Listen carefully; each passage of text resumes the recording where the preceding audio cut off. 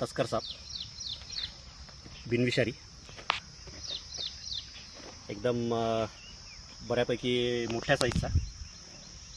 आत्तापर्यंत सगळे तस्कर जे आहेत, आता म्हणजे हा साप जो आहे तो मानवी वस्तीमध्येच आढळतो.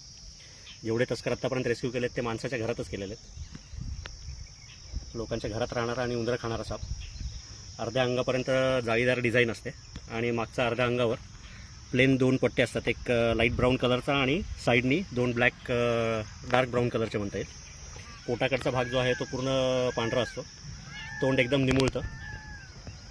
कॉमन ट्रिंकेट, तस्कर. हिंदी नाव अलंकार.